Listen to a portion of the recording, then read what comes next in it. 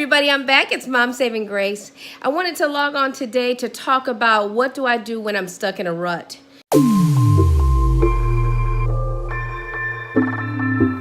Because if you're like me as a mom, I don't know, after 10 years of staying at home with stair-step kids, I just got in a place where I was in a rut, disorganized, could not get it together.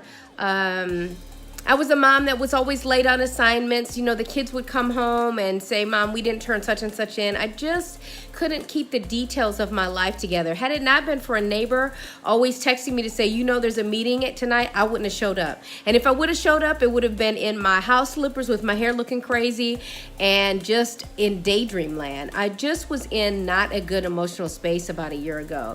So I want to talk about if you're in a rut in your life where you just feel like you do the same things, especially for moms who seem to get where we are so isolated from having adult conversation, especially when you've had a previous very successful career, when you feel like you're not sure of what your calling is, or you know what it is, but you don't see God moving in your life.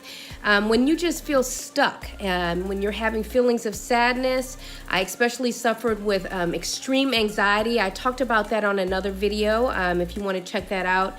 But what do you do when you're in a rut in your life? And what do you do when you're a disorganized mom? Or what do you do when you just can't seem to get things together? Even if you're not a mom, if you just feel like you're just going through life white knuckling it, you know, where it's just you're just in an emotional rut. So let's get going, okay? So some of the things that got me going was the first one is if you have something that is blocking you, that needs attention, you need to fix it. And what I mean by blocking is if you have emotional health needs or physical needs that are not being addressed, you need to get on top of it. Because if you cannot take care of the basic level of needs where you are not emotionally or spiritually or physically in a place where you are at your best and living your level 10 life, then you need to look and address those things first before you think that you're going to become the latest YouTube star, before you think that you're going to launch that business that you're talking about. You need to address your emotional needs first, okay? So for me, about a year ago, I started having really bad vertigo, okay? And so with that vertigo came severe anxiety. Now, I had always been an anxiety sufferer my entire life, but it was always kind of a low level of anxiety.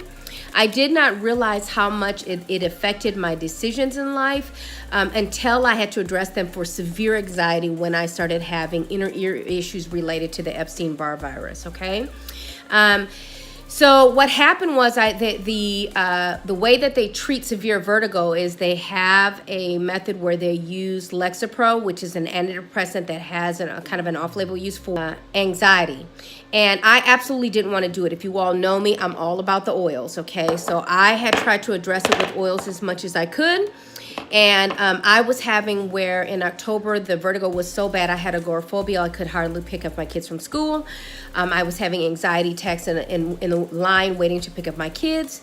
I didn't want to go to grocery stores, you know, agoraphobia is where you're scared to go out places. That had never happened to me before. I always had anxiety where I, you know, kind of like had a hard time making decisions. Where do I want to eat today? Oh, I don't know. Do I want to do this? Do I want to go across town? Like I would have a hard time making decisions when it came to time management, you know, because I'd be afraid I'm not going to make it in time to get my kids.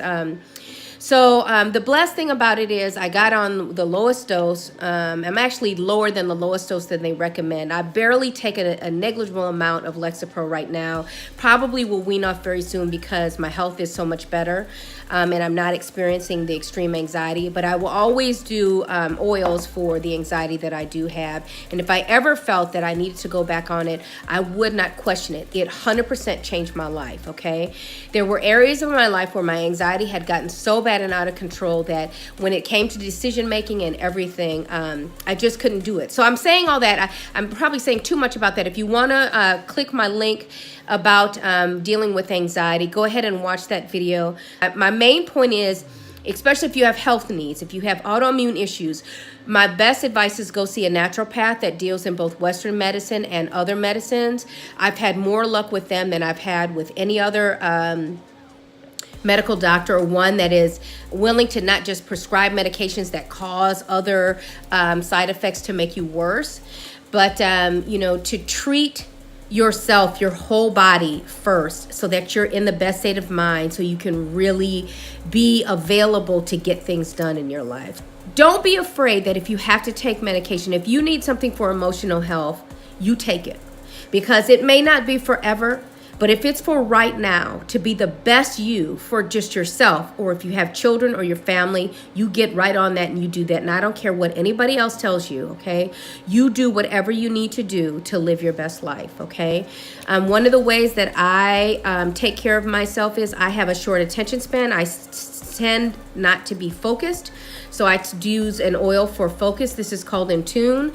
And I'm not going to talk a whole lot about oils today out of respect for people that don't use oil, but I'm just showing you what I use to address my emotional issues. I use something called Motivate. I'm a huge procrastinator, so I put this on in the morning. That and In Tunes to keep me focused. I'll get on social media. I'll do things that are time killers for me. And these tend to keep me laser focused without me using oral medications, okay? The other thing is sometimes in the wintertime, I get like a little seasonal affective stuff. So I use an oil called Elevation. This is a joyful blend, and that's to elevate the mood. And then a blend called Cheer. So these three, Cheer, Motivate, and In Tune, are just some things that I use every day. So if you're into oils, those are the ones that I use. If you're interested in learning more about them, just shoot me a message. I'd love to speak with you about it, okay? So the next thing that I recommend is that you invest in yourself. And you really need an accountability partner, okay? You need someone to kick you in the rear. If you have been struggling, just barely doing enough, getting your kids to school, coming home, house is a mess, you feel like I was always behind the 8 ball, always overwhelmed, always forgetting stuff. You need to have an accountability partner. And that's someone that you can say, starting today, for today, I'm going to do and make 2 goals, and we'll talk about that in a minute. But that person can hold you accountable and say, did you hold on to your goals for this week? Maybe you talk to them every day. Maybe it's a best friend that's struggling with the same thing. But you need to make a list of those things that you want to accomplish or want to change, and have someone that you can tell that can be your cheerleader. It's so important. And if you have the finances to do it and it doesn't cost a lot of money, there are tons of coaches. I deal with Rustic Barn Media. She deals more with coaching you, especially if you're wanting to launch a large social media platform. She's really good at that. But she has become more of a life coach to me, because she holds me to my promises, to myself. We set dates when I talk to her about what are my deadlines for myself and what promises I'm making to myself for that week. It has made all the difference in the world. And a matter of fact, had it not been for her, I would have never had VSG. I would have been still stuck in a rut with a BMI of 40, because she was the one that was my cheerleader about that and said, when are you scheduling your surgery? When are you going to do this? You can do this for yourself. So there's someone that you can take. It might be a therapist. You might be able to get that through your insurance. It might be a best friend if you have limited resources.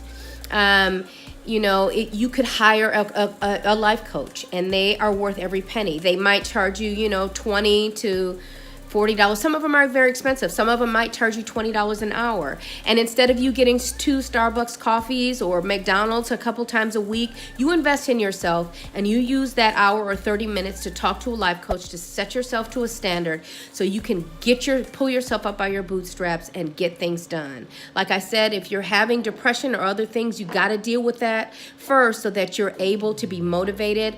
But life coaches is everything. It has completely changed my life. So I highly suggest you think about getting one. Other thing too is what she had me do is she had me color block my life. And what that means is going by a color block system. So on my phone, and you can see here, I literally time block. You can call it color block or time blocking.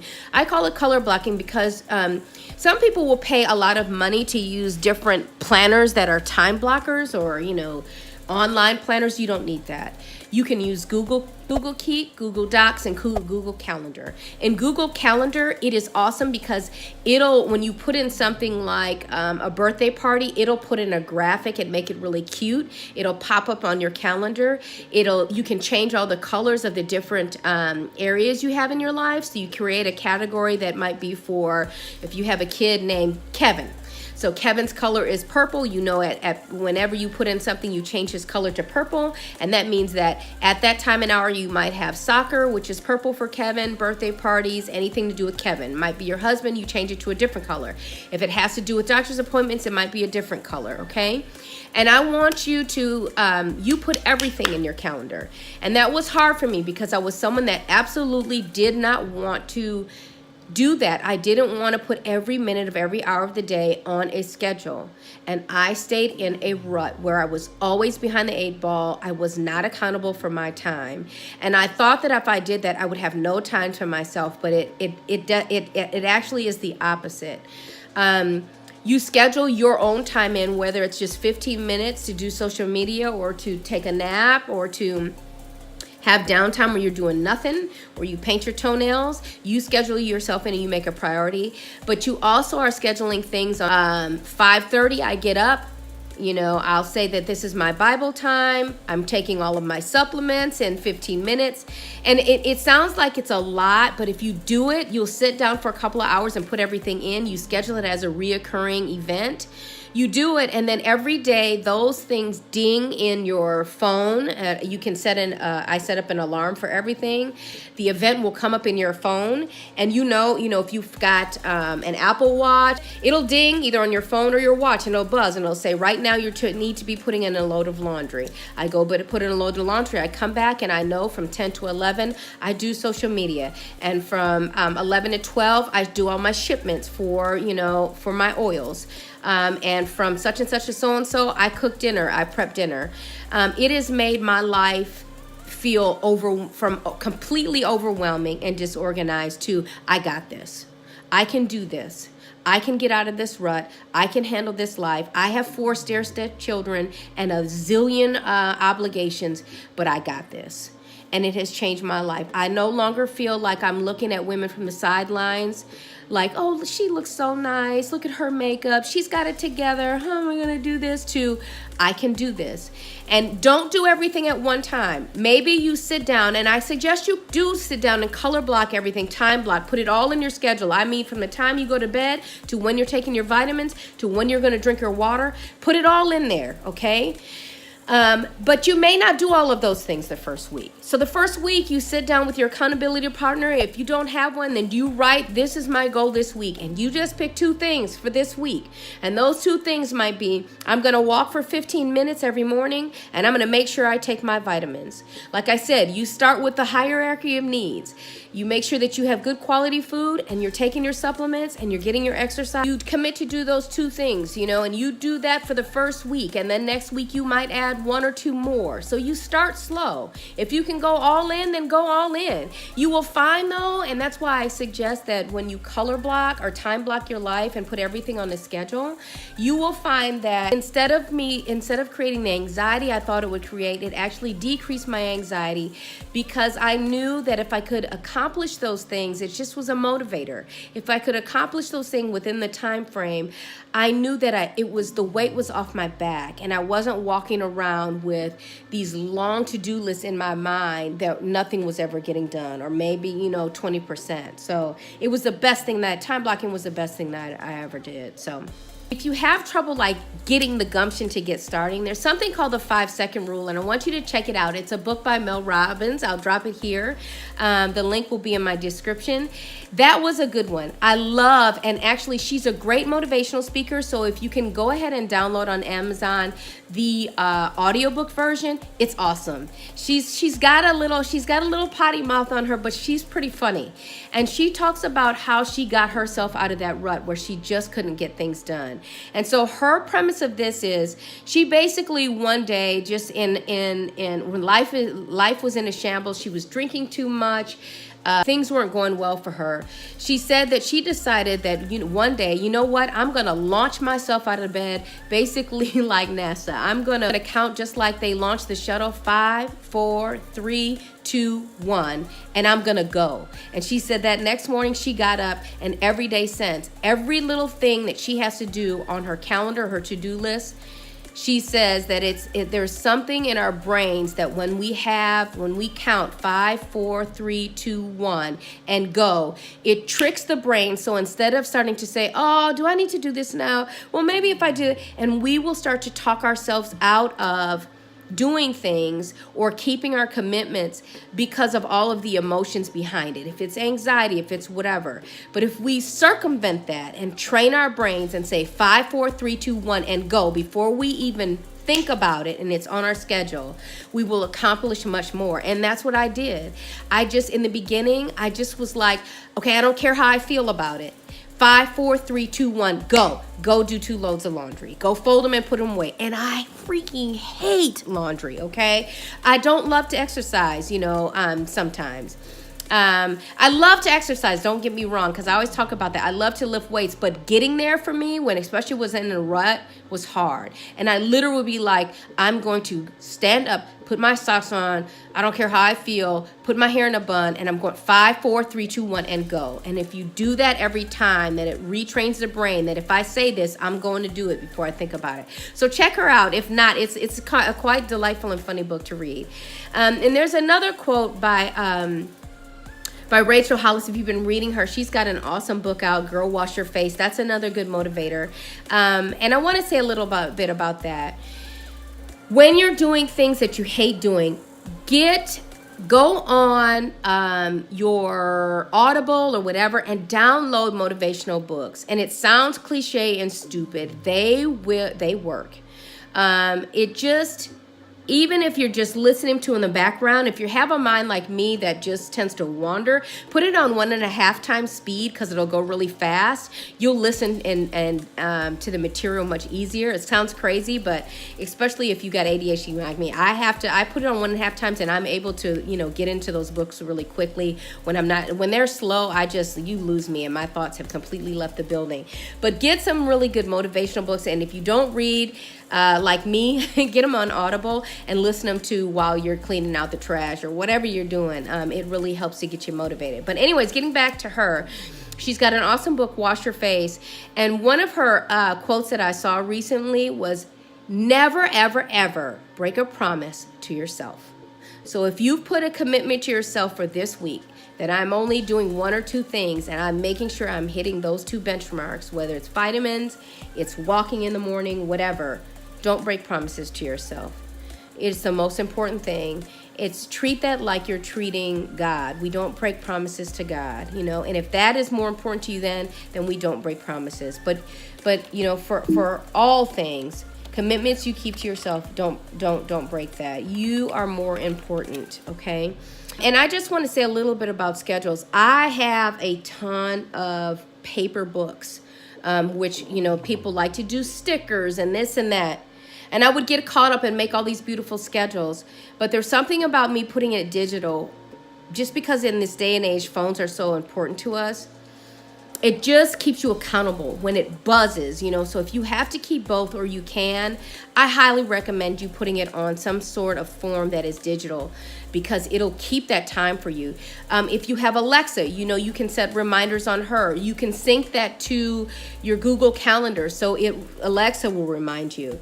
You have an 11:15 appointment to do, to do whatever it is, to start your social media time. It helps to keep you accountable about your time. The other thing I want to say is stop sucking your time away on social media. Set a time for it. So if you like to do it a lot, then your reward is, after I finish these 2 things from 10 to 12, I'm going to sit and do that from 12 to 12:30. You will be surprised if you kept track of the amount of time you keep on social media, how much time we waste, going through IG. And here's the problem with it. We go through and we say, I wish I was like her. I wish I was like him. Oh, that sounds nice. But you stay stuck. It just keeps you in bondage, and you're not accomplishing those things for yourself. So dream big, my friends. Make a list of those big dreams for yourself. You know, Habakkuk says, write a vision and make it plain. You have to do that. You have to write it on the tablets of your heart. Make it plain and pray about it. Release it to God and say, if it is your will, these are the big dreams I have for myself. Make a vision board, you know. So I wish you all love, peace, and happiness, and join me on my journey as I'm changing my life. Last year was a rough year for me. I didn't look, feel, or anything. I was in a rut. I could barely get out of the bed. And if you're there, I know what that feels like. I know exactly what that feels like.